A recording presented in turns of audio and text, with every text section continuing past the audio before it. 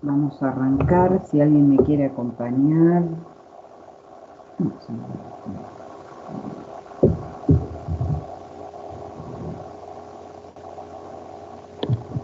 ¿Nadie? ¿Me escuchan? Hola, profe, ¿cómo te va? Si te escuchamos. Buen Perfecto. día, profe. Buen día. Bueno, unas observaciones en general. Yo les voy a ir entregando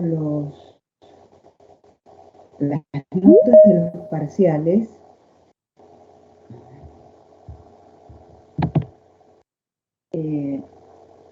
Que están bastante flojos, muy flojitos, muy flojitos. Realmente, para frases que eran realmente muy sencillas, ¿no?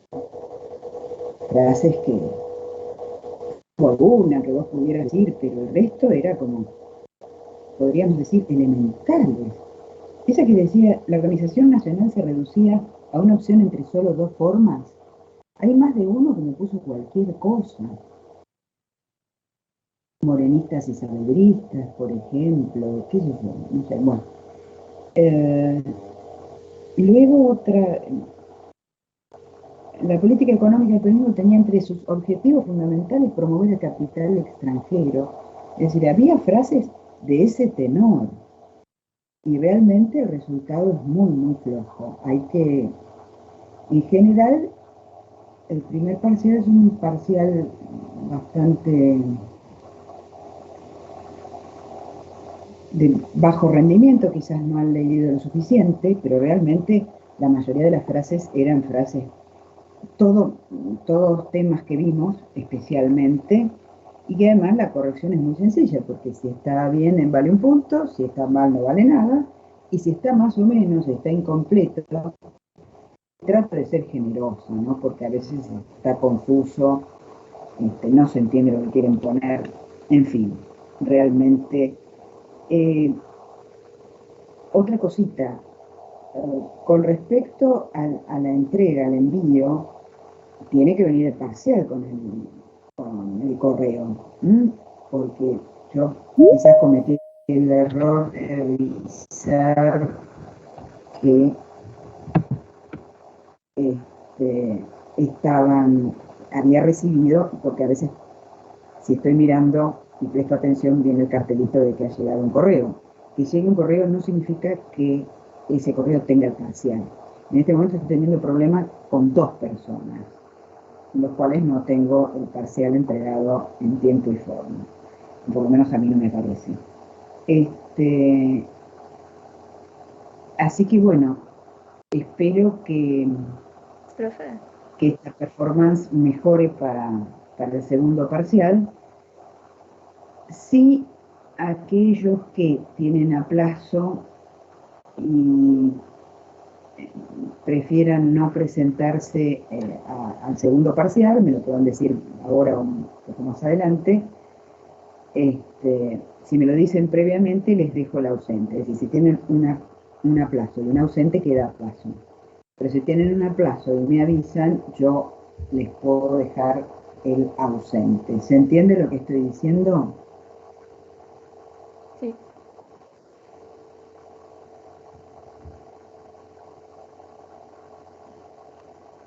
Bueno, ¿alguna pregunta o alguna duda? Profe, yo Sí. soy la alumna que entregó el parcial, pero no se entregó. Y entonces vas a recuperatorio cuando es así. No, sí, eso sí. Pero fue un problema de mi parte, creo. Porque te lo envié como un archivo y eran fotos. Pero eso tendría que aparecer, ¿eh? Yo de todas maneras voy a volver a revisar. Y ahora te este, mandé una captura de lo que, o sea, lo que me aparecía, como que no tenía la acción permitida de pasarte el parcial, como que no se mandó. sí, eso a veces Pero fue un error mío y bueno, se está bien, aprende y voy al segundo parcial. está bien. Eso pasa a veces. Sí. Pasa. Lo que pasa es que uno tiene que quedarse tranquilo, tratar de ver si te dice enviado es que se envió, si no te rechaza, te dice no se pudo enviar, hay que estar atento, quedarse tranquilo y enviarlo. Pero Sí. bueno, chicos, esto es un parcial de una materia, con las cosas que hemos vivido este último año y medio, es lo menos importante. Además se puede solucionar, no, No, no obvio. pasa nada. Así que no se hagan problemas. Si se han estudiado, repasan y después lo van a sacar en su momento, no va a haber problema. Yo calculo que la fecha del parcial, después la ponemos bien, va a ser o el 16 o el 19 de noviembre. ¿Está? Buenísimo. Esa semana, ¿ok? Tenemos muy poquito tiempo, pero después yo tengo que tomar un día recuperatorio, después el otro día al final, y tengo que corregir, desde luego. Entonces tengo muy pautado todos los tiempos. Bien. Bueno, quizás esta segunda mitad del curso resulte incluso más atractivo, más interesante, porque nos vamos acercando a momentos más actuales y desde el punto de vista cronológico es mucho más cortito el tiempo, el periodo de tiempo, porque estaríamos arrancando desde el 55, desde la caída de Perón. Yo creo que no vamos a poder llegar más allá del 2001. En todo caso, hasta el 2001 tomaríamos en el parcial y si después a algún grupo les interesa o quieren, podemos incorporar otra clase que no vaya al parcial, pero que nos llevaría, o pretendería llevarnos un poco a la actualidad, ¿no? Eso después, en todo caso, lo veremos. Bien. Entonces, hasta acá preguntas. Del 55 hasta la actualidad. ¿Qué temas les interesan a ustedes o les llaman más la atención? Sería la segunda mitad del siglo XX y bueno, estos años del siglo XXI, pero ahí estamos muy constreñidos. Sí, ¿qué les interesa? La del 2001, la crisis. La crisis. ¿Qué más? ¿Nada más? El golpe del Estado, ¿Cuál? el de 76. Bien. ¿Alguna otra cosa más? Medio dormido, nadie me acompaña. Bueno. Lo que representa el peronismo, profe, en su proscripción. La proscripción del peronismo, sí, bien. ¿Qué más?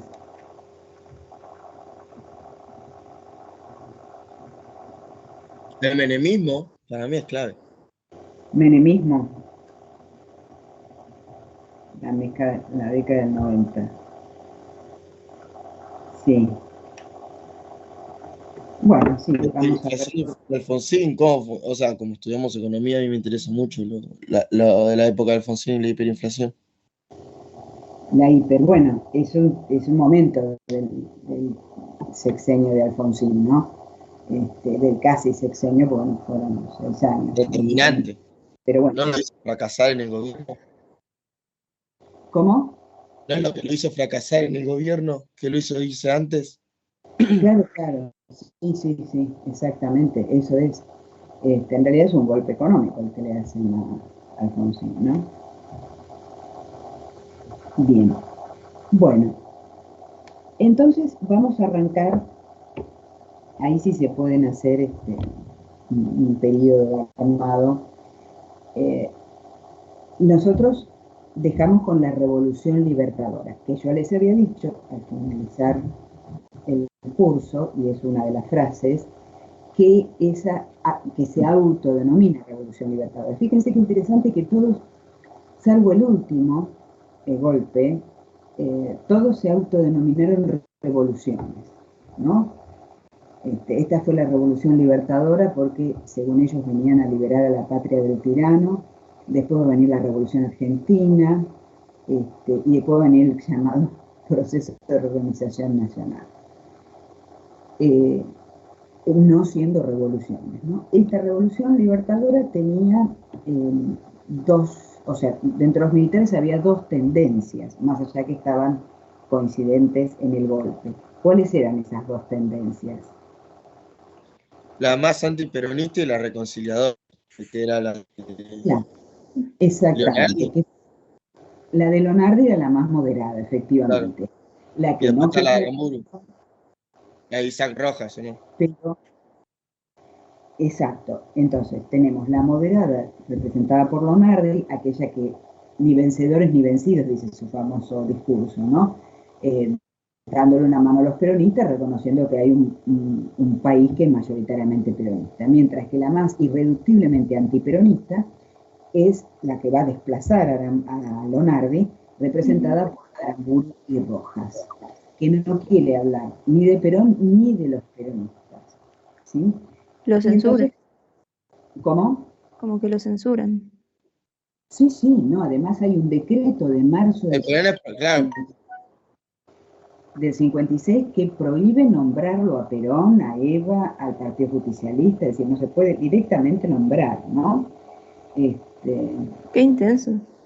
Y no solamente eso, bueno, son intervenidos, es un golpe de Estado, ¿no?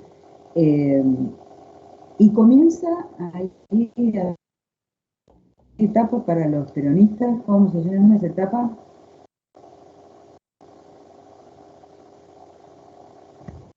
La oscura.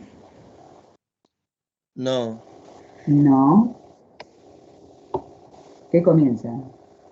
la ¿Qué resistencia, van a hacer durante tanto? la resistencia La peronista empezó. resistencia, la llamada resistencia del peronismo, ¿no? Bueno, eh, el golpe va a durar del 55 al 58, ¿sí? Desde el punto de vista económico, ustedes van a ver, se toman medidas más ortodoxas, pero tengan presente que hasta el 76 seguimos dentro del modelo de sustitución de importaciones, ¿sí? Solo que ahora va a comenzar, un poquito después, la segunda fase de la sustitución de importaciones, pero se sigue dentro de ese modelo, por más que se tomen ahora medidas más de corte liberal, ¿sí? También lo que va a hacer este gobierno es hacer entrar a nuestro país en el Fondo Monetario Internacional.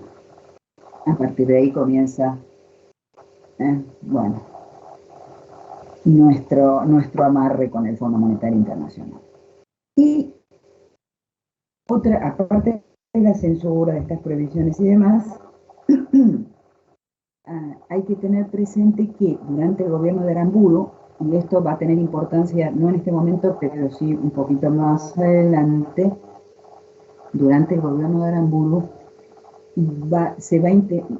gente del ejército que era peronista intentará hacer un levantamiento que ya conocen los mandos, así que es reducido, no es sofocado, y sus líderes son ejecutados. En lo que hoy es el Parque Las Heras, allí había una prisión, en la ciudad de Buenos Aires, el Parque Las Heras, había una prisión de donde fue ejecutado Valle, que era el líder, y que unos asesinatos llevados a cabo en un basural en José León Suárez dio origen a ese estupendo libro de Rodolfo Walsh que se titula Operación Masacre. Al mismo tiempo, y creo que en algún momento se lo señalé antes, en otra clase, el cadáver de Eva va a ser llevado desde donde estaba en la CGT y va a terminar con un nombre supuesto en uno de los cementerios de Milán. Eso también lo sabe Aramburu, que es el que, digamos, propicia esto. Pido que lo recuerden porque no sé si alguien sabe lo que le va a pasar a Aramburu años después. Sí, profe, lo secuestran y lo terminan matando, ¿Quiénes? los montoneros. Bueno, Ahora, sí. sí, sí, sí.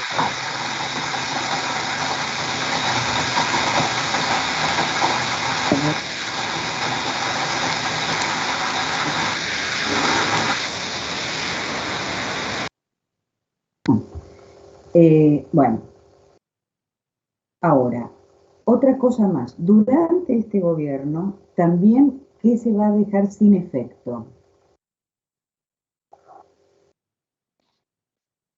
A la La Constitución. Constitución. La Constitución del 49. Al principio y escandalosamente es por decreto de un gobierno de facto, de un gobierno militar, una dictadura. Después se va a convocar una constituyente y va a sacar, o sea, va a dejar sin efecto esa constitución y lo único que sobrevive son los derechos sociales del 14 bis. ¿Sí? Y cuando se convoque nuevamente a elecciones, fíjense de qué manera los sectores dominantes van evitando el ejercicio concreto de la democracia. Hasta que descubren que la democracia puede ser manejada de otra manera, ¿no? El fraude, los golpes de Estado, y ahora me lo dijeron hace un ratito nomás, ¿de qué manera se va a sortear la democracia?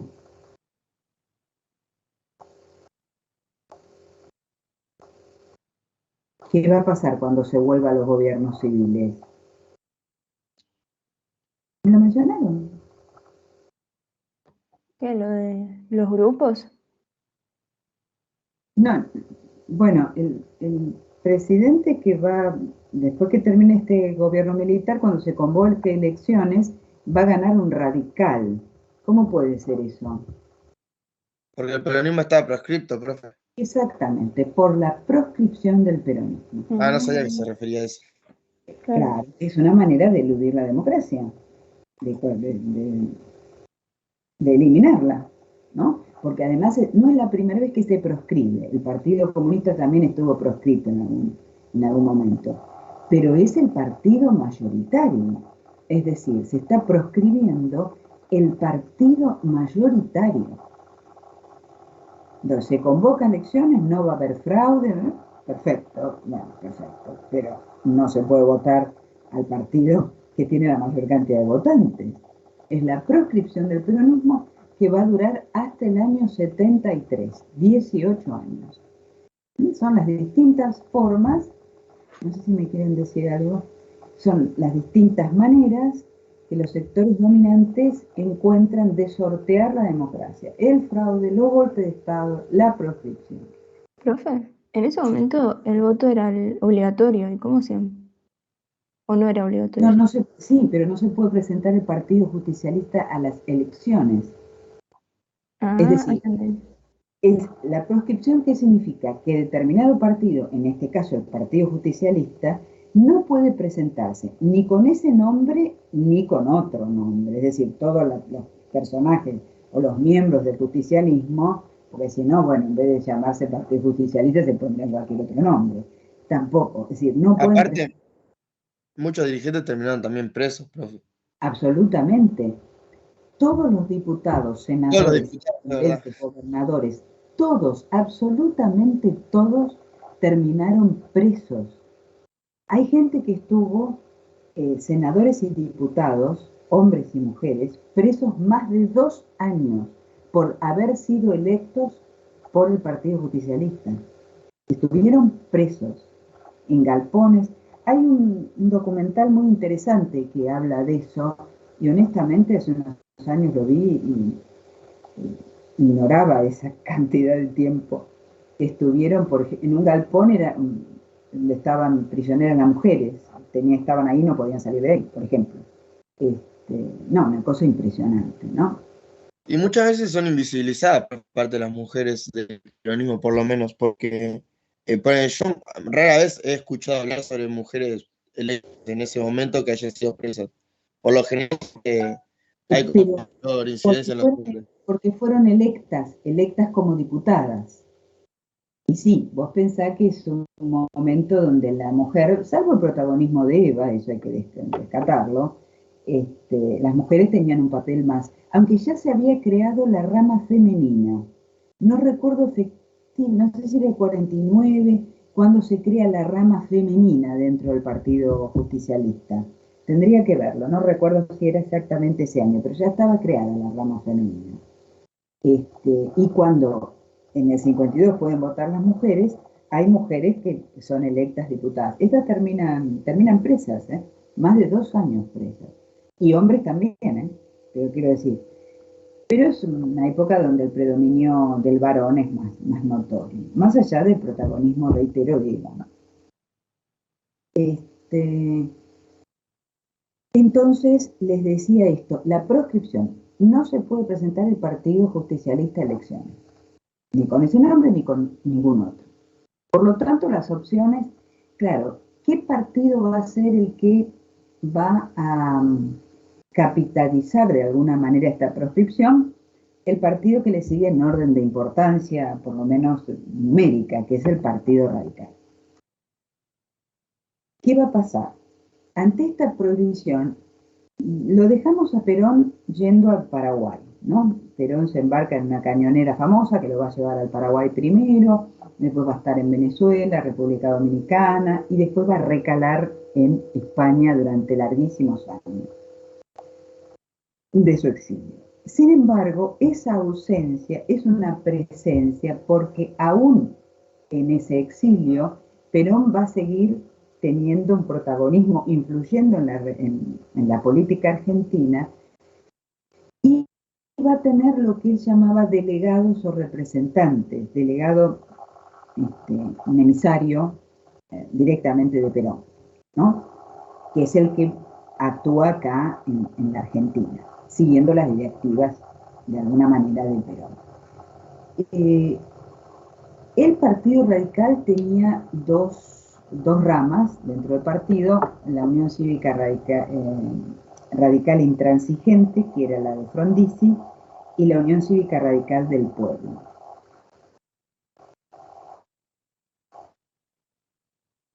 Representantes, o sea, Frondizi y Perón van a llegar a un acuerdo, no ellos que nunca se encuentran, no ellos directamente, pero quiero decir, ¿el acuerdo cuál va a ser? Entre sus delegados, sus representantes.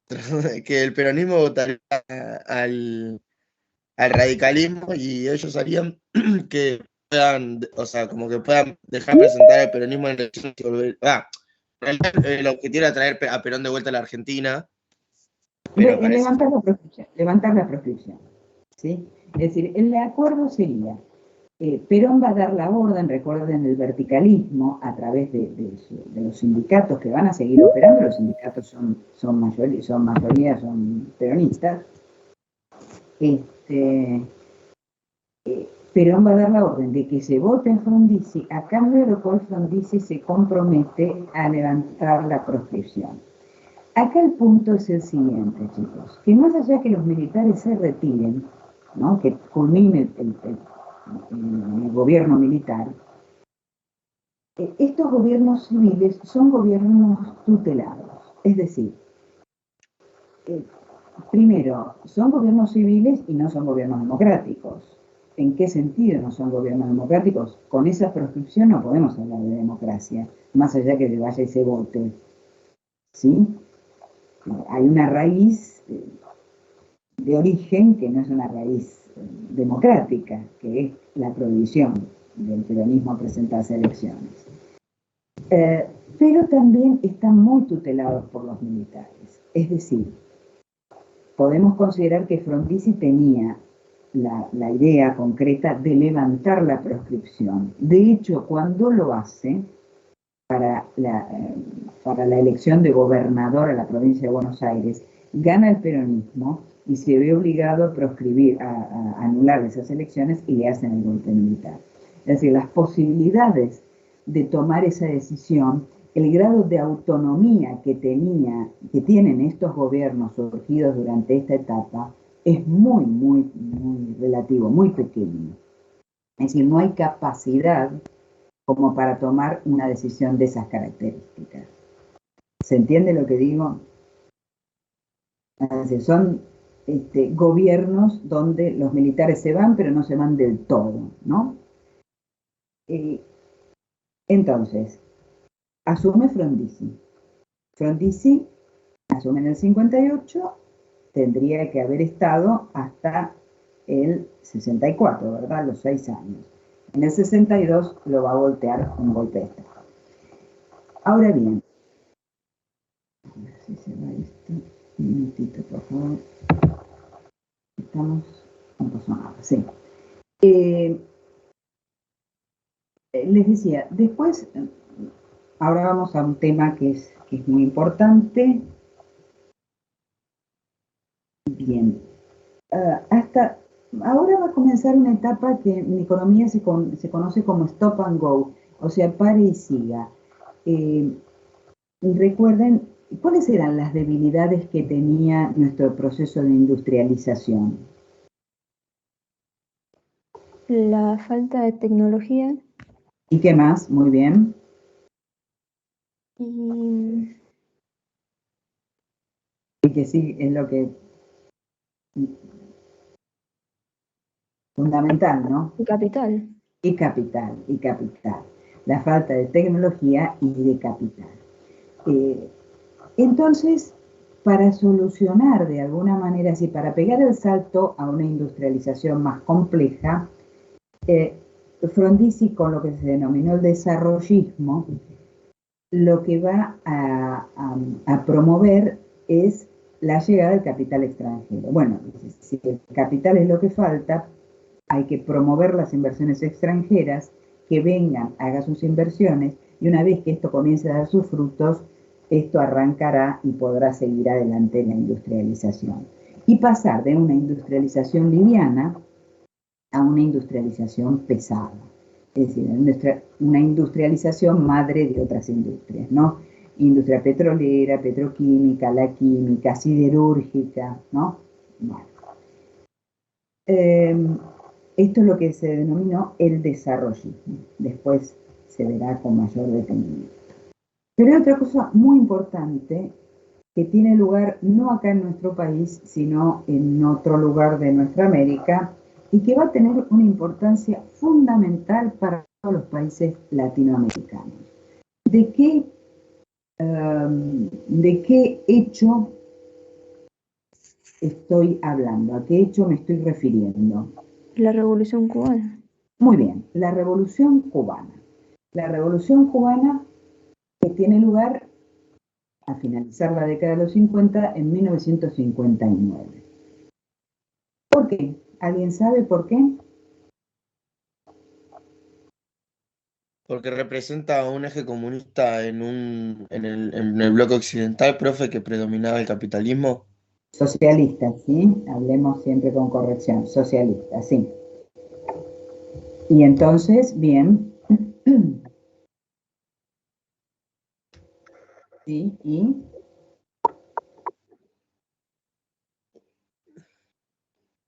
No, no se me ocurre más nada. ¿Cómo era la pregunta? claro, porque eso tiene implicaciones en el resto de nuestros países. Acá me dice el compañero es que representa un modelo socialista en un marco que sería capitalista, que sería el continente americano, ¿no? Claro, porque acá estaba lo de la cortina de hierro, que era como que el comunismo, el socialismo era malo y todo eso, ¿no? Sí, sí. Bueno, Profe, lo que podría hacer es que Estados Unidos o el bloque capitalista como que quiera prevenir todas esas cosas, tipo todo el auge socialista. prevenir qué. Revoluciones, claro, revoluciones. Claro, que al ejemplo de Cuba, es decir, lo que demuestra Cuba es que la revolución es posible. No solo es posible, además se da el lujo de rechazar una invasión norteamericana. Es decir, nos detenemos un minuto porque esto va a tener mucha importancia en los años que siguen en todos nuestros países y en el nuestro también, que nos interesa. Cuba, en realidad Cuba es el último bastión español. Cuba es el último país en independizarse de España, la joya de la corona española. Dicen que para 1824 habían terminado todas las guerras de liberación en América Latina, ya no había más guerras de independencia, pero Cuba va a seguir siendo colonia española hasta casi fines del siglo XIX, hasta 1898. Estaba ocupada militarmente, era una colonia de España, hacia casi a los umbrales del siglo XX. Entonces en 1898 comienza su segunda guerra de independencia. Cuba es la isla más grande de las Antillas, ¿no? Lo tenemos claro, la tenemos ahí, la más grande de las Antillas. Acá, ¿por qué comienza? Es decir, la intrusión norteamericana tiene un porqué. ¿Qué hacen los norteamericanos metidos en esta guerra? Porque, es decir, los cubanos luchaban su guerra de independencia contra los españoles. Se van a meter en esta guerra de independencia los norteamericanos. La guerra cubano-norteamericana. ¿Qué hacen ahí y por qué se meten? ¿Por qué se les ocurre? Porque no querían dejar de tener el poder económico. Estamos hablando de finales del siglo XIX, ¿eh? Estamos hablando de finales del siglo XIX. ¿No funcionaba como paraíso fiscal, profe, o algo por el estilo? ¿Me equivoco? No. Chicos, estamos hablando de 1898. 1898. Hace más de 120 años. Estamos hablando del siglo XIX. Estados Unidos se mete en esta guerra y fíjense qué interesante. La primera batalla se libra acá, en Filipinas. No sé si llegan a ver. No saben dónde está. Que también era dominio español. Al terminar la guerra, Estados Unidos controla el Caribe con Cuba y tiene un pie en Asia, en Filipinas. Por eso le interesa. Está poniendo un pie tardíamente, porque ya Asia estaba en manos de las potencias europeas, gran parte de Asia, y en el Caribe. Con la excusa de la voladura del Maine, de un barco que estaba en la bahía de La Habana, que los españoles, como eran tontos, por eso bomba que los orientales declararan la guerra, entonces esto habilita al Congreso norteamericano a entrar en guerra. Cualquier parecido con otra situación es correcto. Entonces entra en esta guerra porque si querían apoyar a los cubanos lo que tenían que hacer era proveerles de armas, a crédito, que no necesitaban enviar tropas, y mucho menos enviar tropas al otro lado del mundo, en Filipinas. En realidad no pueden quedarse con Cuba directamente como parte integrante, porque la enmienda Platt establecía que Estados Unidos iba a ser garante de la independencia cubana. Entonces, cuando España es derrotada, en 1903 se crea la República Cubana, pero es una república que va a estar tutelada por los norteamericanos. Es decir, Cuba pasó del dominio español al dominio norteamericano. De hecho, la Constitución, profe, ¿no tiene algo que ver con la Constitución estadounidense, algo así? ¿O me equivoco? La de 1903 puede ser, en este momento no lo recuerdo exactamente, pero ¿a qué te referís? Es una constitución republicana, lo que decimos es que es una republiqueta, porque en realidad los gobiernos son gobiernos pro-norteamericanos, ¿no? Que siguen, o sea, Cuba es como un apéndice de los Estados Unidos. ¿Para qué? Bueno, básicamente toda la isla se dedica a la plantación de azúcar, con lo cual Cuba es importadora neta de alimentos. Hay plantaciones que son de algunos cubanos ricos, terratenientes poderosos, y otros son de ingenios norteamericanos directamente. Y además, La Habana era el centro recreativo, el lupanar, digamos, del juego y la prostitución para los yanquis ricos. Bien, o mal. En esas condiciones tengan presente que es una isla, la plantación de azúcar el trabajo en las plantaciones es un trabajo estacional, es decir, no se requiere el trabajo todo el año, sino durante determinados periodos, y como todo, además es muy erosivo para el suelo, y todas las tierras disponibles están ocupadas para un barbecho o para la producción de azúcar, un monocultivo. Para sostener eso tenés un régimen de gobierno dictatorial, es decir, durante largos años Batista va a ser el presidente que siempre los cubanos quieren elegir, mira vos, ¿no? Entonces termina su periodo, reelecto por otro y así. Entonces, lo que vive Cuba es una situación terrible en términos económicos, sociales y políticos. Económicos y sociales porque tienen un país pequeñito, dedicado mayormente a la plantación de azúcar, no hay trabajo ni hay plata para comprar alimentos suficientes. Y además, para sostener esto, tenés un gobierno dictatorial que recurre a la represión. ¿Por qué señalamos esto? Porque esta situación, y además estás en una isla donde no es tan fácil irte, ¿no? Salvo que te vayas nadando. Entonces no es tan fácil escapar de esta situación. Por eso, cuando estos muchachos, todos muy jóvenes, desembarcan en Cuba y comienza la gesta revolucionaria, los 13 que llegan no van a hacer la revolución, la hace el pueblo cubano, la hace el pueblo cubano. Entonces, se hace la revolución y una vez que toman el poder en el 59, y ahí cae la bomba, Castro, que había sido tapa de Life, lo habían entrevistado en muchas revistas y diarios europeos del país y estadounidenses, eran como los últimos románticos revolucionarios que luchaban contra el dictador Batista. Lo cierto es que Castro, una vez que triunfa la revolución, se declara marxista-leninista. Y ahí cae la bomba. Ahí ya, bueno. Porque en esa guerra fría, Estados Unidos y la Unión Soviética se habían repartido áreas de influencia. El resto era campo de continua contienda fría, ¿no? Por ejemplo, África y Asia, los países que se van a independizar. Pero para Estados Unidos toda América continental estaba dentro de su dominio, ¿no? Bajo su hegemonía.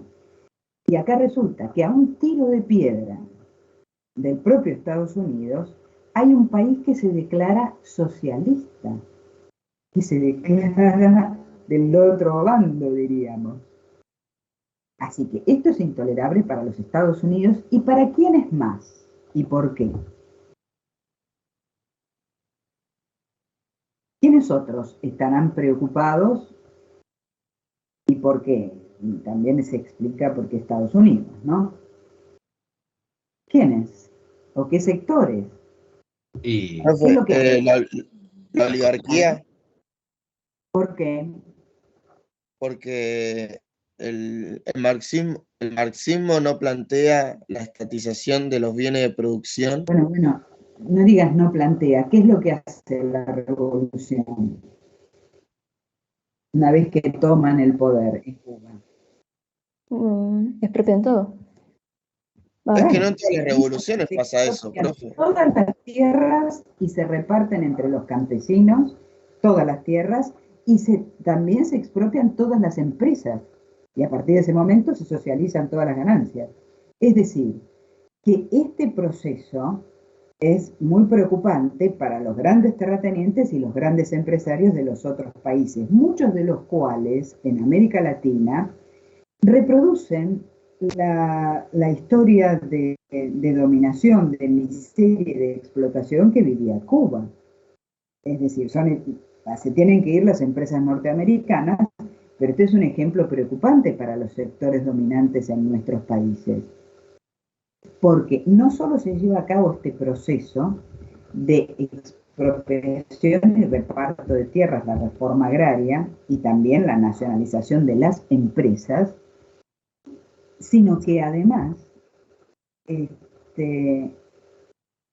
hay una invasión, la famosa invasión a Bahía Cochinos, que es gestada por emigrantes por exiliados cubanos y con soldados con fuerzas militares norteamericanas, al punto tal que los norteamericanos caídos en Cuba, hace muy pocos años, los Estados Unidos los han aceptado, porque Cuba quería enviar los cadáveres, ¿no? Para entregarlos a la familia, pero Estados Unidos, como no reconocía la participación en esta invasión, decía, no, nosotros no tenemos ninguna baja. Mientras vos tenías la baja, el número, la chapa de cada uno de los caídos en esta invasión. Hace muy pocos años estos restos fueron devueltos a los familiares supervivientes, ¿no? Porque hayan pasado. Esto fue en el 61, de esta incursión. Es decir, no solamente la revolución era posible, sino que además se daba el lujo de rechazar una invasión gestada por los propios norteamericanos. Una salvedad, nadie me lo preguntó, pero Guantánamo, este pedacito que hay en el sur de la isla, que es una prisión norteamericana, que es parte de Norteamérica, se la quedó Estados Unidos después de la finalización de la guerra hispano-cubano-americana. Por eso lo tienen. Eso nunca lo pudo recuperar hasta el día de hoy Cuba. Guantánamo lo tiene desde principios de siglo, ¿sí? La invasión se realiza en otro lado y fracasa. El temor, entonces, ¿por qué nos detuvimos en este speech? Porque tiene su importancia. ¿Qué pasa? A partir de ese momento, para los militares latinoamericanos, que hasta ese momento su misión, ¿cuál era? La de la defensa nacional. En su momento señalamos que los militares, ¿para qué están? Para defender a la al gente país de las invasiones exteriores. del exterior, ¿no? Tanto el lugar como a las personas de la amenaza externa, la defensa nacional. Ahora se va a pasar a la llamada doctrina de seguridad nacional. El enemigo ya no está más afuera. El enemigo ahora es interno, puede estar adentro. ¿Y quiénes son? Y son los potenciales revolucionarios. Eso es lo que se denomina la tristemente célebre doctrina de seguridad nacional. Es lo de la Escuela de las Américas, ¿no, profe? ¿Me equivoco? La Escuela de las Américas en Panamá va a hacer cursos de perfeccionamiento para todos los militares latinoamericanos, que ya no los une el amor, sino el espanto. Es decir, las hipótesis de conflicto no van a estar entre ellos, país contra país latinoamericano, sino hacia el interior de nuestras sociedades. A partir de la represión interna. En los casos más graves, como fue el caso de nuestro país, se llegó al terrorismo estatal. O sea, que el impacto de la revolución cubana es fenomenal, o sea, es extraordinario en todos nuestros países, porque a partir de ese momento surge la doctrina de seguridad nacional. Y las Fuerzas Armadas van a buscar y empezar a reprimir hacia adentro de las sociedades. ¿Sí? Hasta ahora hemos visto, cumpliendo de defensa, no, e incursionando en la política los militares. Pero ahora vamos a ver a los militares reprimiendo hacia el interior de las sociedades, buscando, y como son enemigos potenciales, porque nadie lleva un cartel que dice soy revolucionario o pasado mañana voy a hacer la revolución. ¿Quiénes son los potenciales revolucionarios? Porque es preventivo esto, ¿no?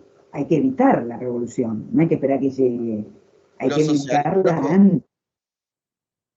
¿Cómo? ¿Los del PC?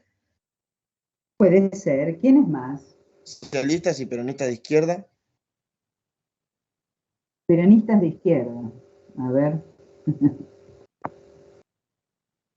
Igual el peronismo no diferencia, de hecho el peronismo es anticomunista, pero había mucho, poner Cook es un claro ejemplo de un peronista de izquierda, si se podría ser más técnico. Qué sé yo antes de pensar en eso pensaría, ¿en qué sectores pueden ser potencialmente revolucionarios? Los trabajadores, Por ejemplo, los sindicatos, los que van a la huelga, las comisiones internas, los estudiantes piensan. Es decir, el semillero para potenciales revolucionarios, por eso digo, los peronistas son en bloque, no diferenciaría entre quiénes y quiénes. Los peronistas en tanto reclaman por mejoras sociales, en tanto este, exigen mejores condiciones de trabajo, pueden ser o pueden terminar en una revolución, ¿no? Estos son supuestos, o sea, entonces hay que reprimir, por ejemplo, la intervención en las universidades, clave. ¿Por qué? Y porque en las universidades hay gente pensante, la gente pensante es gente crítica, la gente crítica es un problema, ¿no? Puede ser un semillero de revolucionarios. Entonces comienza la llamada doctrina de seguridad nacional. Y sobre todo esta primera época, sobre todo en los años 60, donde, no obstante lo cual, en los años 60 Estados Unidos tiene su mira puesta en otro espacio del mundo que lo ocupa primordialmente. ¿De qué espacio estoy hablando? En los años 60.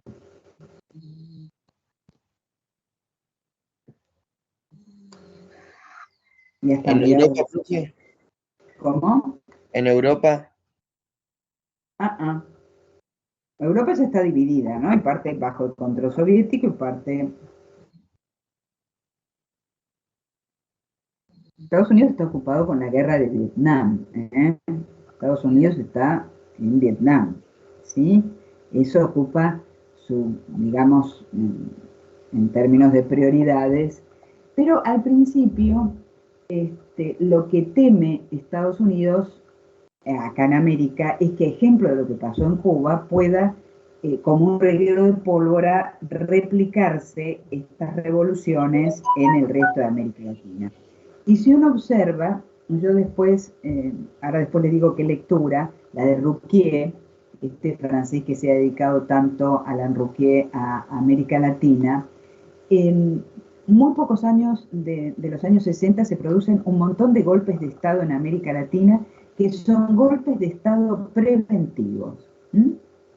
Golpes de Estado preventivos. Tienen el apoyo inmediato de los Estados Unidos para evitar justamente este temor revolucionario. Y a veces, contrariamente a lo que se piensa, muchas poblaciones se vuelcan a la izquierda o a movimientos revolucionarios no por convencimiento, sino por reacción ante el yanqui y la imposición de los gobiernos dictatoriales que son sostenidos por los Estados Unidos. Hasta el asesinato del Che en el 67 esto es bastante más fuerte, después hay un cierto relajamiento, después nuevamente hay golpes de Estado más duros con terrorismo estatal, ¿no? En nuestros países.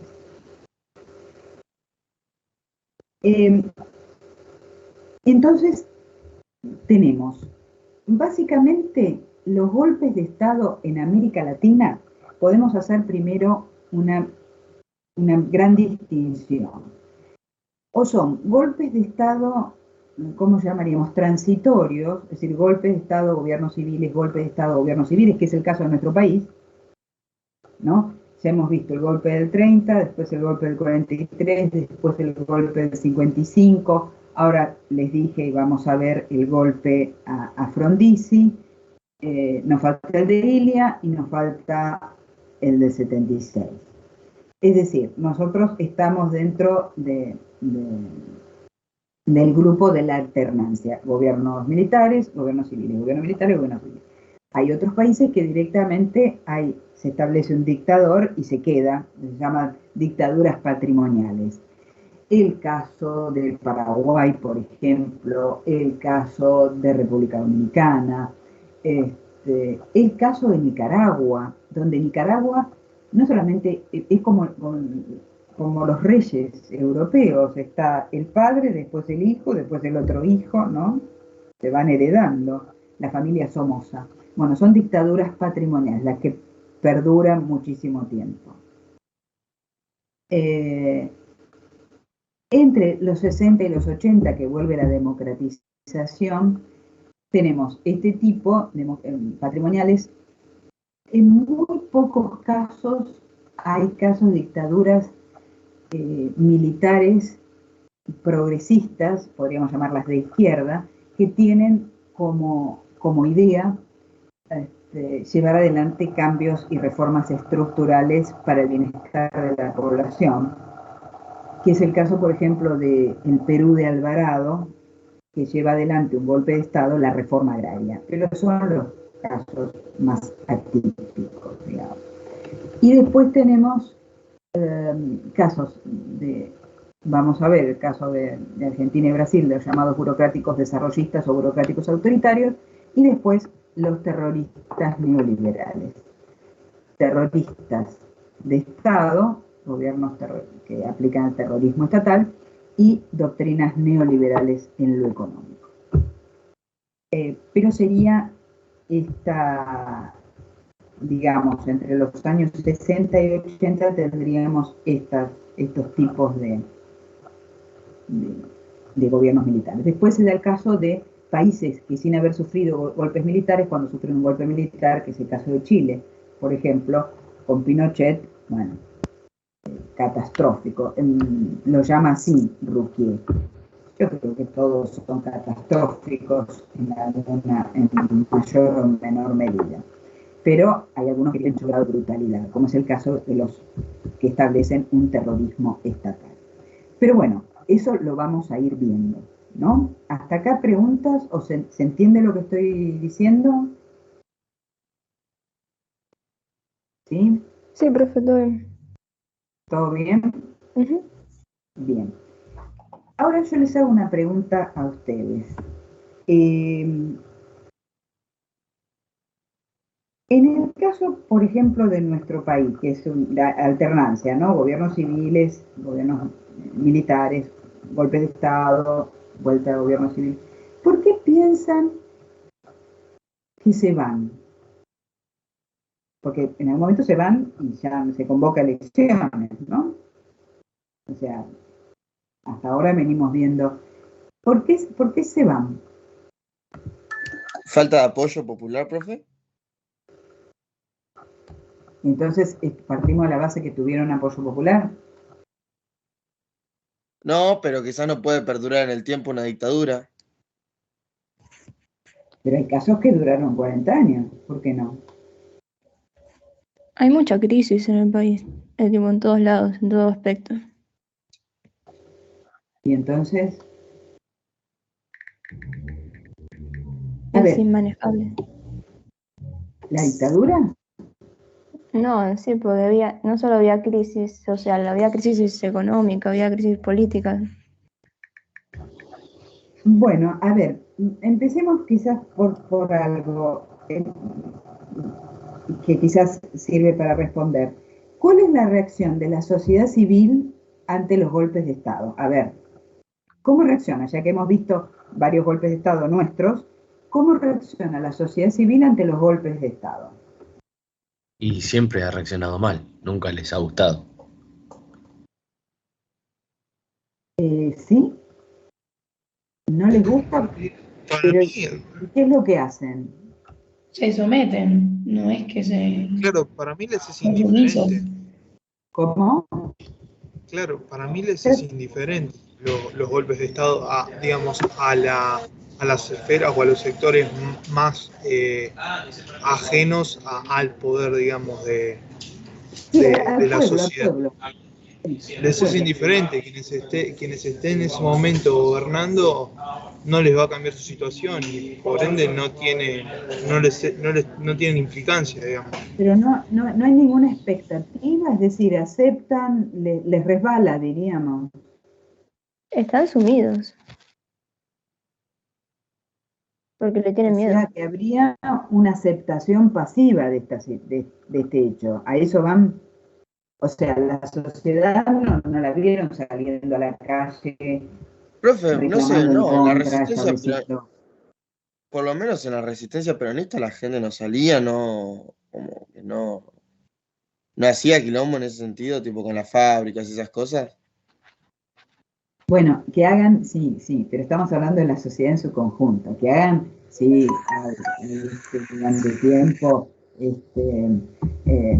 huelgas famosas, sí, ahí, pero decimos la sociedad en su conjunto cuando se produce el golpe de Estado, no cuando se establece, ¿no? Y eso vos estás hablando de algunas huelgas famosas y ya estamos hablando en tiempos de Frondizi, ¿eh? Yo digo, la reacción ante el golpe de Estado es una reacción de pasividad. O sea, no sale la gente a la calle a oponerse al golpe de Estado. Eso es gratuito, no hay ningún, ¿cómo decirlo? No espera nada. O sea, acepta pasivamente esa situación sin esperar nada a cambio.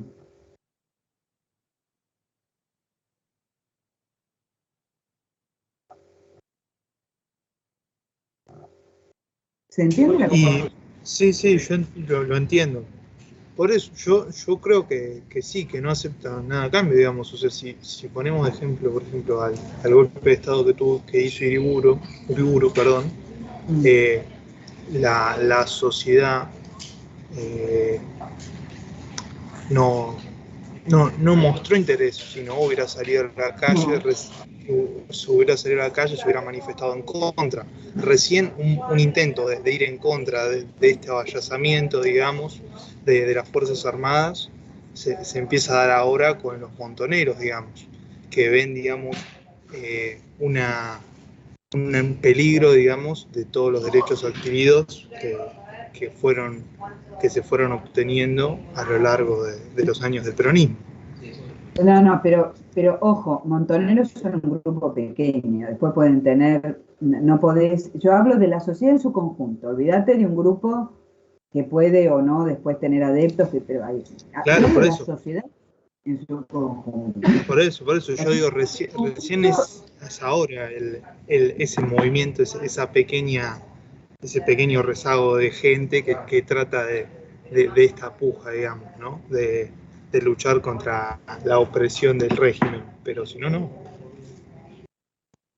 Bueno, pero sacando eso entonces, lo que digo es, ¿no espera nada esa sociedad que acepta pasivamente este golpe de Estado? ¿No tiene expectativas con respecto al golpe de Estado, a los golpes de Estado? Puede no ser un valor la democracia, evidentemente no lo es, porque si no, no aceptarían el golpe de Estado.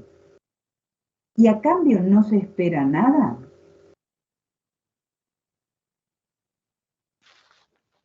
Si hablamos del 30, del 43, del 55, quizás la gente común, la gente del pueblo, acepta pasivamente esa pérdida de soberanía política, pero a cambio, ¿qué espera para su vida? Esperará que su vida, que pueda tener trabajo, que pueda estar Mejore, bien, profe, que mejore las condiciones al menos. Claro, que resuelvan las condiciones, es decir, que su situación económica y social no empeore y, de ser posible, hasta mejore. Es decir, habría como un contrato no explicitado donde esa aceptación pasiva espera una mejora en su situación socioeconómica o espera que su situación socioeconómica no se siga deteriorando más. Y entonces esa aceptación pasiva de alguna manera se va ahora dando cuando los los golpes de Estado, las dictaduras militares, en vez de solucionarle esto, en realidad lo empeore. Y entonces esa aceptación pasiva deja de ser tal, y es cuando los militares deciden optar por salir del gobierno. Esta es la interpretación que da Ruquier, que tiene cierto viso de verosimilitud en tanto y en cuanto la sociedad actúa pasivamente frente a los golpes militares, pero espera una respuesta desde el punto de vista económico y social. Cuando esa respuesta no se obtiene y al contrario se va empeorando su propia situación, se va horadando esa aceptación pasiva, y a medida que se deteriora la situación socioeconómica, los militares deciden, bueno, es momento de irnos. Lo cual no hablaría muy bien de nuestras sociedades en tanto y en cuanto la democracia no sería un valor por el cual valiera la pena luchar, ¿no? Pero bueno, podemos, no sé qué opinión les merece esto, o si lo ven así.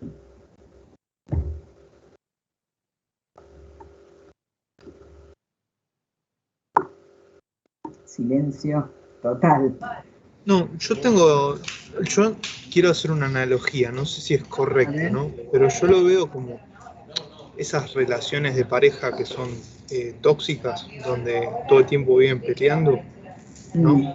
Y cada, o sea, rol, no sé, un hombre y una mujer, o una pareja, cualquiera, ¿no? Y uno se pelea y el otro vuelve, se quiere arreglar, y entonces, bueno, comienzan de vuelta, y cada vez esa confrontación, digamos, de peleas y discusiones se va, digamos, enalteciendo, va tomando otro grado, y bueno, y después concluye, digamos, en que termina mal para ambos o para alguno de los dos, con una separación definitiva, o alguien paga el costo, digamos. En este caso, el costo lo pagó la sociedad, como bien dice. Pero fíjate que yo no hablaría de pareja. Ahí Martín creo que quiere decir algo. No, soy yo que estaba hablando, perdón, me muteé. Vos estabas hablando, perdón. Yo ahí no lo vería tan así, porque la sociedad no juega un papel, no sería, la pareja de los militares serían los sectores dominantes, que son los que planean el golpe. En todo caso, entre ellos puede haber conflictos. La sociedad está sometida. La sociedad está sometida. Lo que decimos es que acepta ese sometimiento, a cambio del cual estaría esperando ciertas soluciones a su vida cotidiana, donde la democracia como tal no es un valor. Ahora, ¿dirían que Sí, hoy es verdad. día es igual?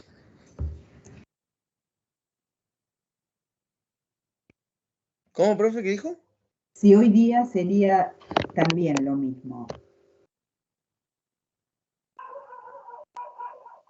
No sé, no sabría decirlo. No, profe, yo creo que no. No. La historia nos ha mostrado y al pueblo le ha mostrado que una dictadura es lo peor que le puede pasar. Sí, yo también pienso lo mismo, quiero creer también lo mismo. Yo pienso que hoy día la democracia como tal, o sea, contra un golpe de Estado hay una conciencia que antes no teníamos. La que antes no sociedad tenía la sufrió sociedad. un montón con golpe de Estado. Con el Sobre último, todo más el que nada. golpe de Estado. Yo creo que más allá de cualquier otra consideración, porque también cuando uno piensa en que hay generaciones acostumbradas a los golpes de Estado, era algo natural. Cada tanto era como venía el recreo democrático, venían los golpes de Estado, las dictaduras y los gobiernos civiles. Golpe de Estado, gobierno civil. La sociedad se había acostumbrado a esa situación, y si miran los espacios entre golpe y golpe cada vez se hacen más cortitos, hasta el último golpe militar que con la aplicación del terrorismo estatal y con esa brutalidad tan terrible, creo que hoy día la democracia como tal no habría espacio tampoco sería necesario, dirían algunos malos, ¿no? O algunos no malos, pero sí pensadores críticos, ya no serían necesarios los golpes de Estado, ¿no? Para imponer las políticas económicas que traían estos golpes de Estado. Pero bueno, creo que hoy día no hay espacio como para un golpe militar. Quiero creer también, no sé qué opinan ustedes, a mí me parece también eso, ¿no? Que hoy día la democracia como tal es un valor. Es un valor. Y no habría espacio para un golpe de Estado militar como los que hemos vivido en nuestro país. Pero bueno, eso es. Acá entramos en el terreno de las opiniones. No sé si ustedes coinciden conmigo, creo que había alguien que me decía que sí. El resto. Sí, sí, profe, y encima hasta el día de hoy ya nos parece bastante extraño cuando una misma persona está en el poder más de 2 o 3 mandatos, ¿vio? Y bueno, y eso habla bien, ¿no? Y De que ya no lo empiece ese ruido. sé, porque una cosa, Yo pero no sé ojo con qué esto. claro, yo no sé qué tan Porque, antidemocrático es eso. claro, pues entonces tendremos que pensar, por ejemplo, que la Merkel no fue democrática porque estuvo 16 años. O sea, los alemanes no eran democráticos. No, no, no, es que en ningún momento dije que era antidemocrático eso, dije que hace ruido. Mm, Yo eso lo tendría que pensar un poquito, o sea, habría que pensarlo un poquito más. Si es votada la persona una y otra vez, ¿por qué no sería democrático eso? ¿O por qué haría ruido? Que esa sería la pregunta. Claro, sí, ¿por qué haría ruido? Y no sé, que una misma persona, que todo el mundo esté de acuerdo con una misma persona durante tanto tiempo. Todo el mundo no, los que lo Bueno, votan, sí, la basta que mayoría de sea los la votantes. mayoría. Acá. Sí, sí, sí. No, ¿Y no sé, a por mí me hace ruido, ¿no? No, está bien, puede ser, sí, obviamente, es democrático, pero no sé. Mi opinión es que hace qué? ruido. Es Nada más. democrático. Quizás uno lo que Es puede democrático. dudar es en la forma, o sea, como dudar de la credibilidad de esa democracia, no, de esa elección quizás. Pero si realmente las personas consideran que esa persona es la mejor para ocupar ese puesto, para mí está perfecto, ¿no? Claro, y ojo con eso, porque quizás nos han hecho creer que eso nos provoca ruido. Porque, por ejemplo, hay diputados que son diputados desde el 83, son reelectos una y otra vez. Creo que hay algún caso o sea, si puede ser un diputado, ¿por qué no puede ser un Pichetto, gobernador? profe, es un senador que estuvo bastantes años. Claro, hay que ver esa alternancia a quienes beneficia, ¿no? Porque los sectores dominantes son siempre los mismos, esos no cambian nunca. Habría que ver qué pasa con la alternancia en el poder. Es una característica de la República, ¿por qué? Justamente porque la República, en sus inicios, en sus comienzos, luchaba contra una monarquía, donde vos tenías a un rey durante toda la vida, ¿no? Entonces, bueno, la República, para diferenciarse, hay que buscar la alternancia, ¿no? La periodicidad se llama de funciones. De todas maneras, habría que pensarlo en nuestros términos. Si no nos hace ruido una persona como en un país como Alemania, que puede estar 16 años, y ahora porque decidió irse, ¿no? Ella. O la misma Thatcher, que estuvo 11 años en Inglaterra, en Reino Unido. Este, eso habría que pensarlo un poquito, ¿no? Quizás habría que pensarlo un poco si no podría revisarse ese concepto, revisar si mientras sea votado y sea aceptado por la sociedad mayoritariamente, habría que revisarlo un poco. Pero bueno, eso queda a disposición. Sí creo que hay hoy día un espacio para los golpes tradicionales. Y hay una conciencia en la sociedad que creo mayoritaria, contraria a los golpes de Estado, ¿sí? Por lo menos a los golpes de Estado. Claro, como el gobernador de Formosa, bueno, eso no lo... perdón, no estaba leyendo el chat. Neira, eso no lo sabemos, eso es lo que dice la oposición. Hasta ahora siempre han sido controladas las elecciones en Venezuela y siempre han sido absolutamente correctas, ¿no? Eso es un caso, ¿no? Hasta ahora, incluso con observadores internacionales, durante muchos años el propio Jimmy Carter, la fundación de Jimmy Carter, garantizaba la limpieza de las elecciones en Venezuela, primer punto. Y después el gobernador de Formosa, porque en Formosa, evidentemente su carta, la provincia permite la reelección, ¿no? Es decir, acá, pero serían dos casos muy, muy distintos. Porque una cosa sería, por ejemplo, si vos me estás planteando el caso de Venezuela y considerás vos que son fraudulentas, no falsas, bueno, ahí estamos hablando de un caso de fraude. Cualquier caso de fraude es condenable. Eso sí, eso lo dejamos a un lado. Cualquier caso de fraude es condenable. De todas maneras, las elecciones venezolanas están muy monitoreadas como para considerar que se comete fraude, por un lado. Pero sacando eso, yo hablo de sin fraude, ¿no? ¿Qué pasa cuando se vota realmente sin fraude y perdura una misma... O sea, si nos parece mal, nos tiene que parecer mal en todos los casos, ¿no? Y habría que decir por qué nos parece mal. Si los sectores dominantes son siempre los mismos, no entendería por qué no puede ser una misma persona la que esté al frente de un gobierno. Depende qué tipo de gobierno sea también. Pero bueno, eso queda a consideración, ¿no? Queda a consideración.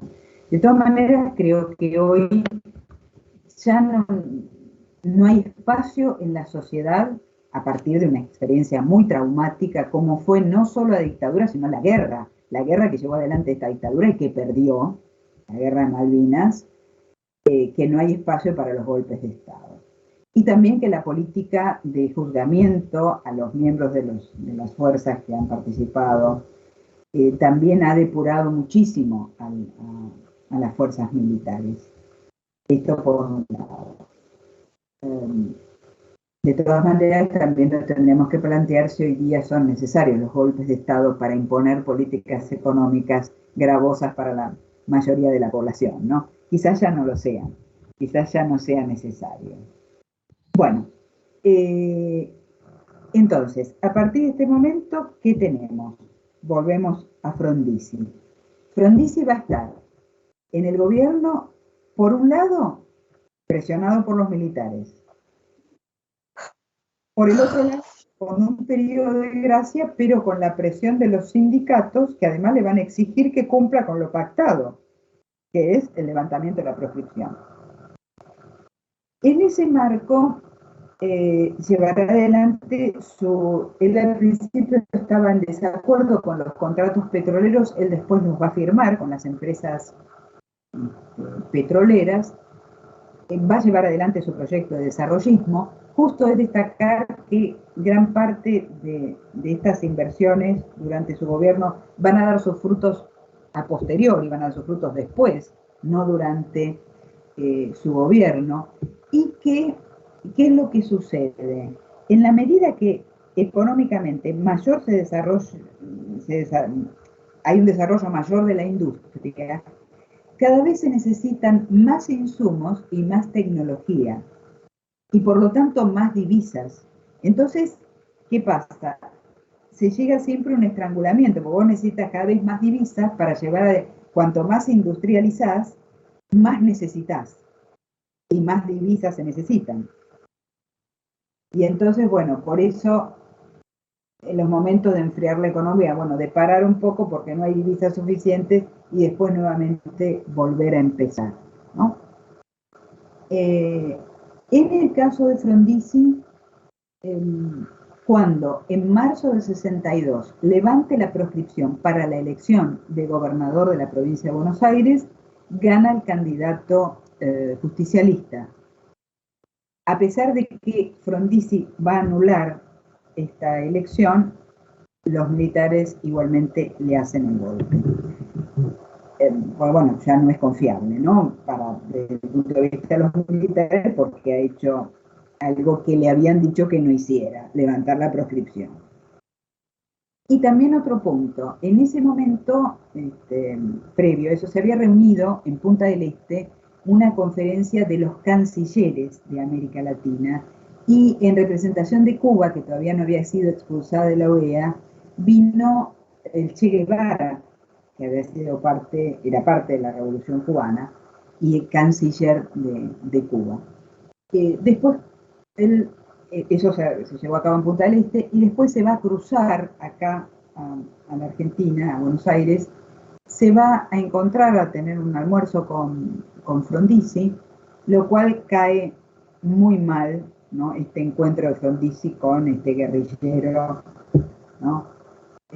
Cubano, que era el Che, y no podemos decir que esto haya provocado su caída, pero sí, a los ojos de los norteamericanos, Frondizi entra en la categoría de sospechoso, es decir, entra en la categoría de hay que defender la postura norteamericana, la hegemonía norteamericana, hay que oponerse a Cuba, hay que responder a estos parámetros. En el caso de no hacerlo, ahí hay un conflicto, y eso puede ser pasible de un golpe de Estado.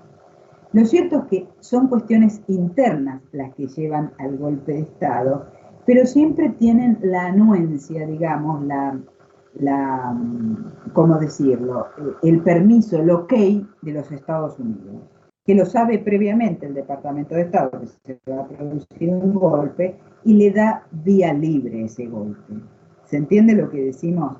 Esto no está hablando de participación.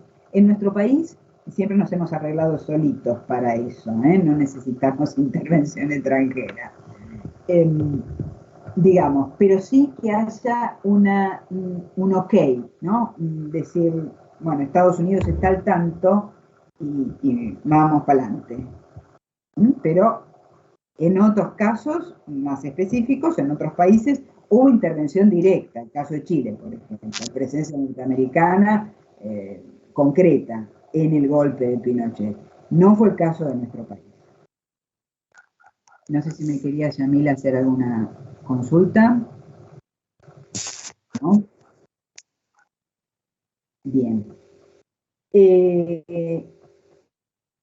Entonces, ese golpe, en realidad, que es para sacarlo a Frondizi, que es el del 62, dura unos pocos meses y queda, lo madrugan, queda el presidente de la Corte Suprema encargado del Poder Ejecutivo, queda como Guido, es un civil, la cara civil de ese golpe de Estado, y se convocan nuevamente elecciones en el 63 con la proscripción otra vez, y esta vez gana no el sector radical intransigente de Frondizi, sino el otro sector, la Unión Cívica Radical del Pueblo, que como no llega a tener ningún acuerdo con los peronistas, llega al gobierno con el 25% de los votos emitidos. El segundo lugar lo ocupan los votos en blanco, que son el 19%. Es decir, que si Frondizi tenía un gobierno acotado, el de Ilia, que va a ser ahora, que va a ser electo en el 63 y lo van a voltear en el 66, tiene aún una capacidad mucho más limitada de gobierno. Bueno, ¿hasta acá me siguen? Sí, profe. Sí, ¿Preguntas? Sí. Porque ahora vamos a ver algo que es necesario recordar, que ustedes ya lo tienen que tener en claro, pero vamos a tener que trabajar sobre ello, que es la situación internacional, económica internacional. Ya sabemos la Guerra Fría, el impacto de la Revolución Cubana, bueno, política, estratégica, perfecto. Desde el punto de vista económico, en el ámbito del capitalismo, ¿no? ¿Qué características tiene la década del 60? El petróleo, profe, la energía. Bueno, sí, la necesidad, pero si te estás refiriendo al choque del petróleo, al choque petrolero es en el 73, ¿no? En los 60. Desde el punto de vista económico, ¿qué características tiene la economía capitalista?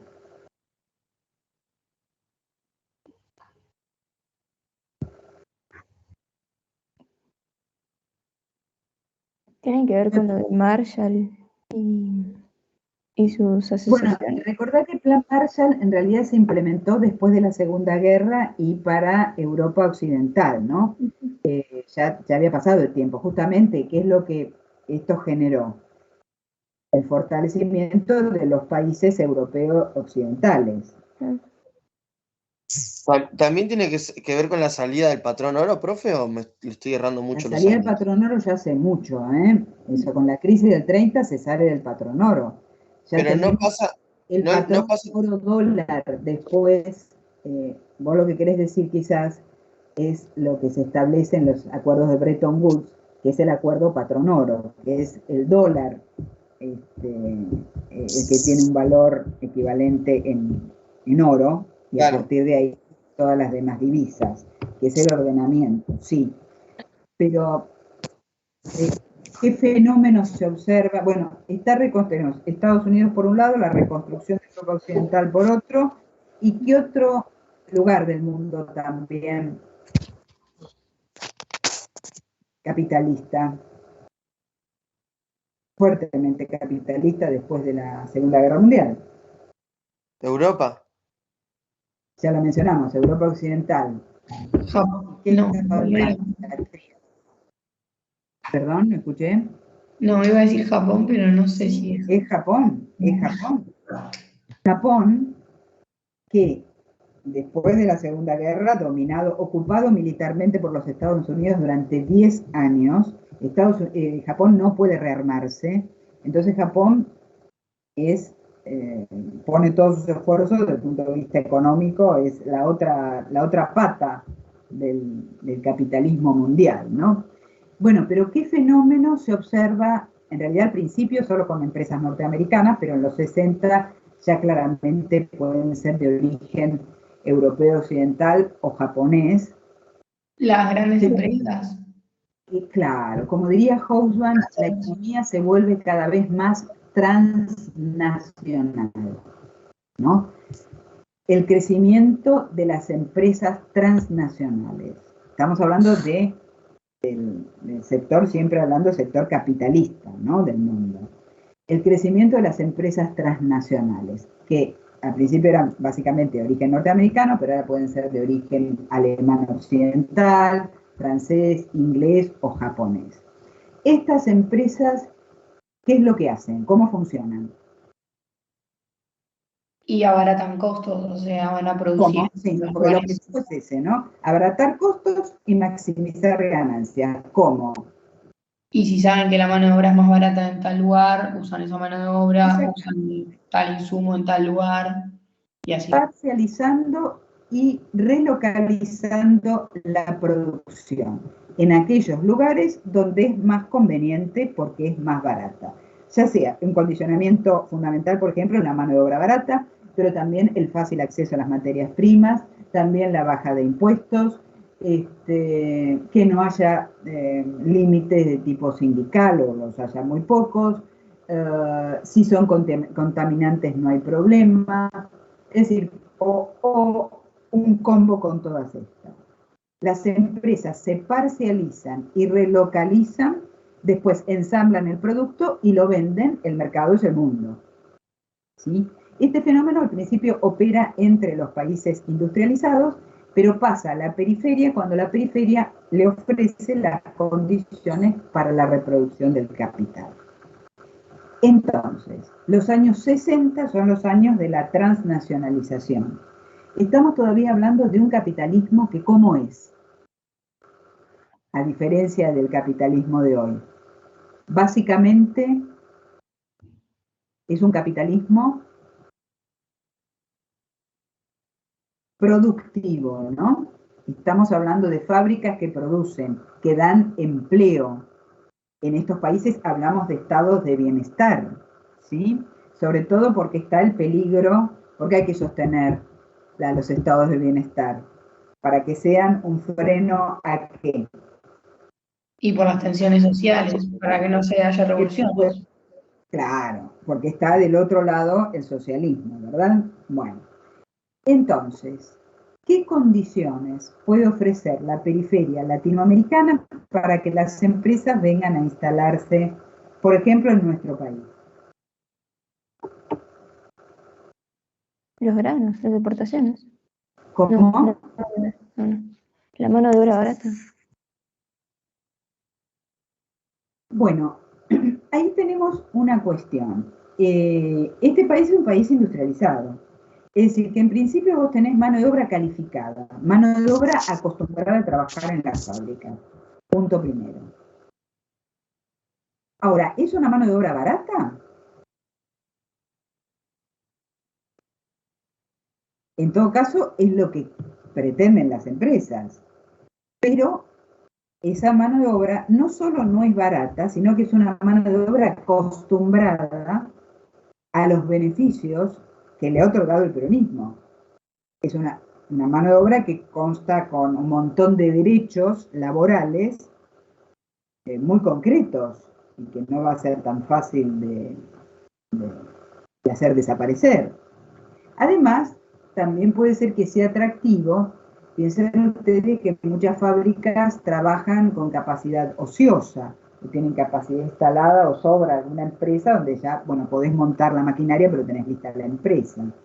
No es atractivo el mercado porque el mercado interno, dada la poca cantidad de población, no es un mercado importante como para vender los productos. Pero eso tampoco interesa, porque el mercado es el mundo, se puede vender donde se quiera, ¿no? Lo importante es cómo se produce. Hasta acá venimos bien, recuerdan esto. Incluso recuerdan, es la época de los eurodólares. Digamos, las transnacionales están, o sea, ¿a quién le sirven? ¿Al país de origen, profe? ¿Estamos seguros de eso? A la empresa, al mismo empresario. ¿Por qué no le sirven al país de origen? Y porque no le generan trabajo ahí porque están yendo a buscar a otros países. Exactamente. No hay que confundir eso, ¿eh? Que una empresa sea norteamericana no significa que esto es para beneficio de los norteamericanos. Cuando una empresa norteamericana abre la fábrica del otro lado de la frontera mexicana, las maquilas, está dando un trabajo miserable a los mexicanos y cerrando la fábrica para los estadounidenses, a los cuales desemplea. Es decir, que el beneficio es absolutamente para la empresa. Cuando era más rentable, más beneficioso para para el sector financiero norteamericano poner los dólares en Europa porque te ofrecían tasas de interés más altas, los famosos eurodólares. Entonces, los bancos norteamericanos no tenían esa plata y la tenían los bancos europeos. Por lo tanto, los bancos norteamericanos tenían menos plata, por ejemplo, para ofrecer créditos. Es decir, el capital es ubicuo, como Dios, ¿no? Se ubica en todos lados y en ninguno. Busca aquel lugar donde es más rentable. Y eso no significa que sea beneficioso para el Estado, para su país de origen. Lo que sí se ve, o sea, porque los estados-nación son una barrera para las transnacionales, en la medida que regulan, por ejemplo. Eso es un problema. Pero entonces, ¿qué se ve? Porque yo estoy diciendo que el Estado-nación norteamericano, por ejemplo, es menos que una gran empresa norteamericana. ¿Cómo se ve eso?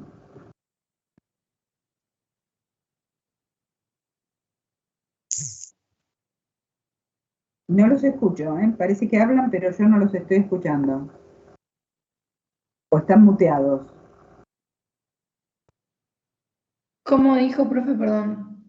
Que las empresas... Claro, los estados-nación todos los estados-nación serían un problema para las transnacionales, en la medida que regulan. Ahora, no es lo mismo nuestro estado, por ejemplo, que el de los Estados Unidos, esto está claro. Pero entonces si decimos que las transnacionales están por encima de los estados, también por encima de los propios Estados Unidos, ¿cómo se observa eso?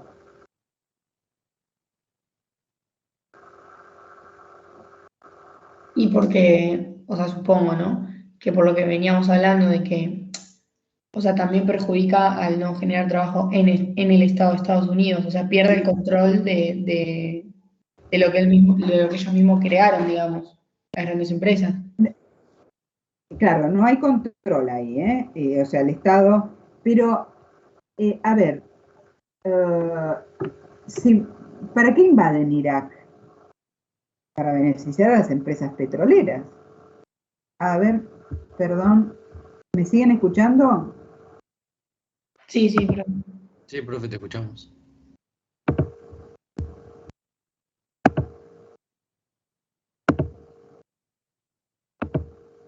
Ahí está, ahí volví. Perdón. Es que me aparecen esas notificaciones que no sé cómo sacar, y entonces, bueno, perdón. Vemos incluso a los estados poderosos al servicio de las grandes empresas, embarcándose, por ejemplo, en invasiones o en guerras al servicio de las empresas petroleras. O sea, cuando los estados-nación defienden las posturas que no son beneficiarias para el propio Estado, sino beneficiarias para las empresas. Bueno, digamos, pero estamos en los años 60, volvamos acá. Cuando asume Ilia, a diferencia de Frondizi, pese a pertenecer al mismo partido, que es el Partido Radical, como seguimos dentro de la proscripción, es que estos gobiernos electos son electos dentro de la proscripción, o sea, son civiles pero no son democráticos, porque con esa proscripción es imposible que lo sean. Tiene muy poco caudal de votos, Ilia, por lo tanto está más condicionado aún, a diferencia de Frondizi, que focalizaba la economía en el sector de la industria pesada. Lo que va a hacer Ilia va a ser desarrollar todos los sectores y anular los contratos petroleros, eso fue una promesa de campaña, los contratos petroleros que había firmado Frondizi, pagando las indemnizaciones correspondientes. Eso era parte de la política, e incluso el salario mínimo vital y móvil es una ley de Ilia. Y después van a ver, con esa autonomía y ese poder de fuego tan pequeñito que tiene, ese espacio tan pequeño de autonomía que tiene Ilia en el gobierno, se enfrenta a las grandes transnacionales farmacéuticas con la ley negativa, la anulación de los contratos petroleros, es decir, le pone vallas al accionar del capital transnacional. Podríamos decir que así le va, ¿no? Pero pensemos, ¿no? El escarbadiente luchando contra el misil tierra-aire, y no obstante lo cual, este gobierno, con tan poco caudal de votos, con tan poco espacio que le plantaban los militares con requerimientos, durante su gobierno intenta y lo hace poner límites al accionar de las empresas transnacionales. Y así queda, ¿no? Y así le va. Digamos, lo rescatamos un periodo de...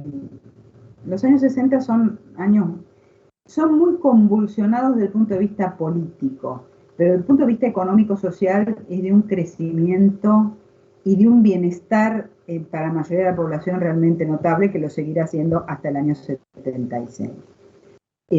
Donde la brecha entre ricos y pobres no era una brecha tan grande, donde había una gran clase media, donde había un porcentaje muy reducido de pobres y mucho menos de indigentes, si es que los había. Sí, los hay, pero muy poquitos, en términos poblacionales, ¿no? realmente una época de pleno empleo, llamamos pleno empleo cuando los índices, los guarismos de empleo son muy, muy reducidos. Realmente una situación económica y social muy, muy destacable. Incluso es destacable, ¿sí? ¿Me querían preguntar algo? Yamila, estás muteada si hablas, ¿eh?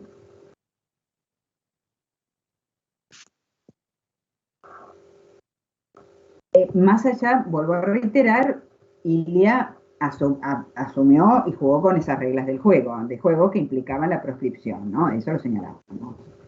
Bueno, y entonces, en el año 66 le van a hacer un golpe a Ilia, y este golpe lo que busca, eso lo vamos a ver especialmente, es un modelo de Estado que Guillermo O'Donnell califica de Estado burocrático autoritario, y es un golpe que lo que busca es, y esto hay que pensarlo bien, es el anteúltimo golpe, ¿no? Después va a venir el golpe del 76, que busca promover la industria, es un golpe productivo, es un golpe cuyos militares buscan el desarrollo industrial, pero facilitando la entrada de las transnacionales.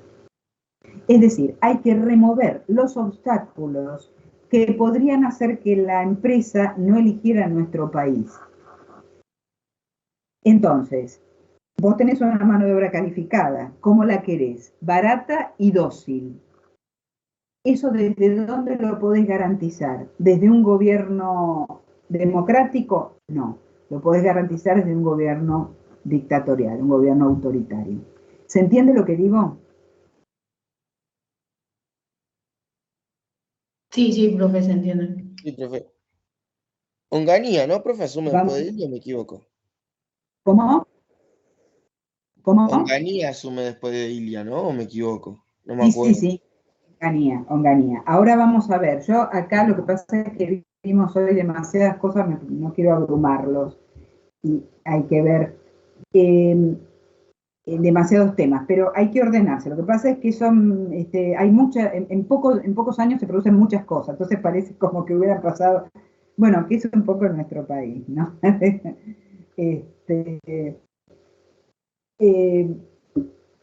Pero efectivamente, y al punto tal que cuando se hace el golpe, Estados Unidos no sabe quiénes son los que llevan adelante, es decir, no tenían información concreta sobre el golpe. ¿Y qué pasa? Cuando se hace un golpe militar, bueno, militar o lo que fuera, un golpe de Estado, son militares, pero bueno, cuando se hace un golpe de Estado, como es un gobierno ilegítimo, para legitimarlo necesita el reconocimiento de los otros países de ese gobierno. Entonces, ¿quién te reconocía automáticamente? Estados Unidos. Después que te reconocía Estados Unidos, bueno, venía todo de por sí que ya estaba reconocido, que era lo que importaba en definitiva, que te reconocieran los Estados Unidos. El punto es que como Estados Unidos no sabía quiénes eran los que hacían este golpe y qué buscaban, entonces tardan alrededor de 72 horas en reconocer el golpe. Y por lo tanto, ¿qué significa eso? Están gobernando, han tomado el poder, han tomado el gobierno. Pero durante ese lapso, todos los argentinos en el mundo, su pasaporte no tiene validez. O sea, tienen que quedarse donde están, porque no pueden salir de ningún lado, hasta que no sea reconocido ese país en el contexto de las naciones. Después vamos a ver que ese golpe que encabeza Onganía, efectivamente, dentro del marco de la doctrina de seguridad nacional, es un golpe que vamos a ver, busca a través del autoritarismo presentarle a las empresas transnacionales un país, comillas, atractivo para sus inversiones, garantizándole no solo una mano de obra calificada, e incluso muchas estructuras industriales completas que ya hay que ponerlas en marcha, digamos, con su tecnología, que eso es parte también de lo que sucede. La tecnología, cuando las traen las transnacionales, es tecnología que no es del país, es de la empresa. Si la empresa por cualquier motivo se va, se lleva su tecnología, esa tecnología no permea. Y además vos tenés la tecnología o aprendés a manejar la tecnología de una parte, no del todo. Pero bueno, ya lo veremos después. Es lo que se denomina el Estado burocrático autoritario. Bueno, vamos a parar un poquito acá y después la próxima seguimos retomando a partir del 66. Unas cositas les digo. Para el Rapoport, un minuto. Para Rapoport tienen los capítulos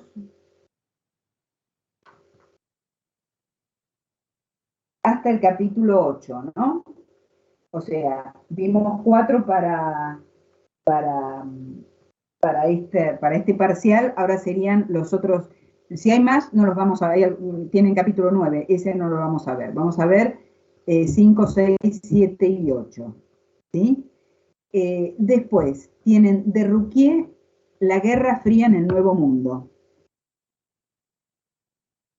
Fíjense, lo tienen con título, no está, voy a ver si les puedo subir algo, si no los que tienen, que lo han conseguido en fotocopias, por favor, socialícenlo.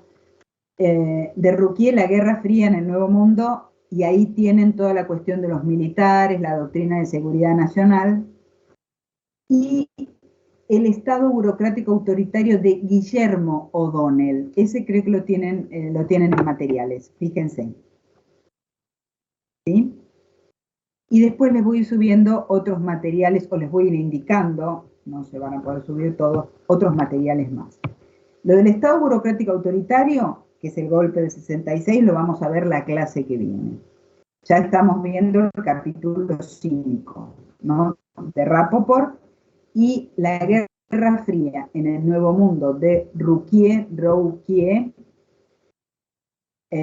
para la cuestión de los militares.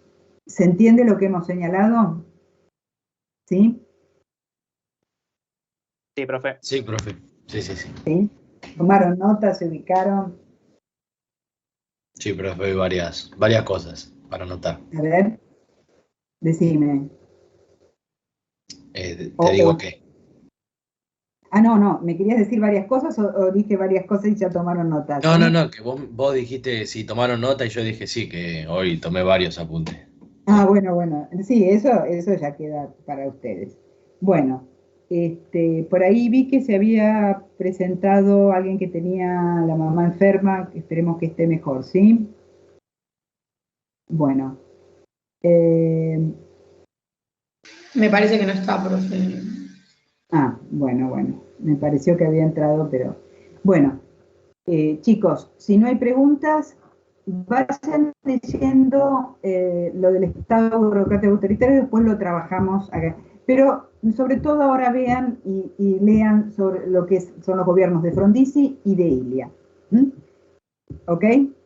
Bueno, si no hay preguntas, entonces los dejo hasta la próxima. Profe, sí. ¿no va a dar las notas? Las notas de parcial, profe. Quieren que si quieren se las leo. Sí. Sí. Sí, profe. Son un poco, no son agradables, pero bueno, ya se los avisé. Un minuto, que la están peinando. Los que me dijeron que se retiraban van a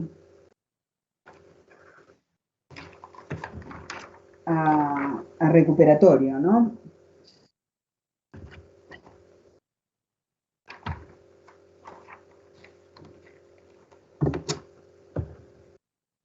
Desvars Lourdes 2,50. Sanón Márquez 6. Roca Moroni 3. Treza 3,50. Escobar 3,50. San Filipo 1. Martínez Agustina 4,50. Maidana Ana 2. Cuevas 4,50. Pozán 6. Chianisi 2,50. Ibáñez, 6. Amiel, 5. Catalina, 5,50. Fernández Yamila, 4. Tiago Jerónimo, 5. Balboa Lucía, 4. Raponi Milagros, 5. Luquet, 7,50. Perejma, 3. Arredondo, 2. Martínez Higuero, 3,50. Campo Facundo, 3,50. Lombardi, 2. Aguilera Barbeiro, 2. Contreras Camila, 2. Villalba Cáceres, 1,50. Requena Rodríguez, 1.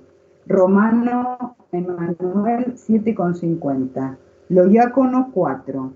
Rodríguez Francisco, 2,50. Formoso Sebastián, 5,50. Galván Dayana, 6. Cardoso Romina, 2. Sliak San Francisco, 5. González Sanich, 5. Báez Jan, 2,50. Ferro Agustín, 1. Velázquez Maya, 3. Larrea, 2. Garcias, 2,50. La Coñata, 3,50. Gómez, 2,50. Medina Rodrigo, 4. Noriega, 2. Perillo, 6. Llamos Martín, 6. Chambilla, 1. Campos Nadia, 2. González Ariel, 5. Cobos Estefanía, 8. Muy bien, Cobos. Cáceres Bianca, 3,50. Rivera Jiménez, 4. Repollo Sol, 3,50. Gil Monje, 4. Y hasta ahí. ¿Sí? Bueno, los que tienen 3,50 después se verá si van o no. Tienen que forzarse a hacer un buen parcial la próxima. Y el 6, con un 7,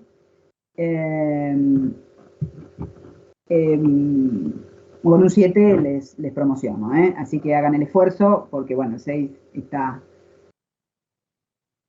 Balboa, bueno, después lo miro, ¿sí? Una pregunta. Balboa, un minutito. Lucía, bueno, después lo veo esto. El 50, que es muy generoso, es cuando está incompleto o está confuso, bueno, o pusieron parte, no pusieron todo. Bueno, sí, pregunta. Si tenemos un aplazo, podemos rendir el segundo parcial y después vamos a recuperatorio solo el primero, ¿no? Si Claro, es que además tenés que hacer eso, porque el segundo lo tenés que aprobar sí o sí, ¿no? Perfecto, Yo gracias. les doy una mano, pero ustedes tienen que mejorar la performance. Reitero, chicos, vuelvan a leer esas frases, tanto la del tema 1 como del tema 2. Y se necesitaban solamente 4 frases que estuvieran bien para tener un 4 y ir a un final, realmente. Hay frases que son hasta ridículas. Así que hagan el esfuerzo. Yo les doy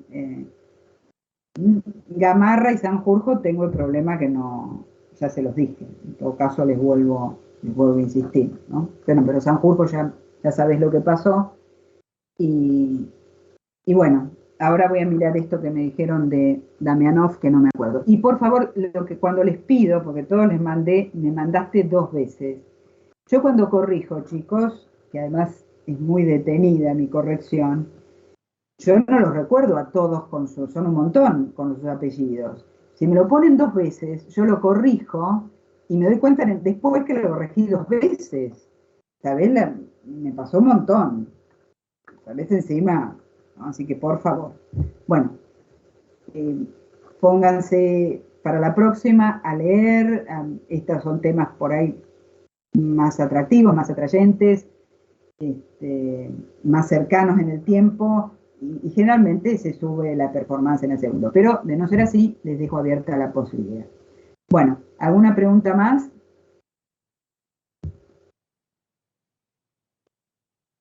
Bueno, entonces, si no hay, los saludo y hasta la próxima, ¿sí? Nos vemos. Chao. Bueno. Chao, chao. Chao, profe. Chao. Chao, profe.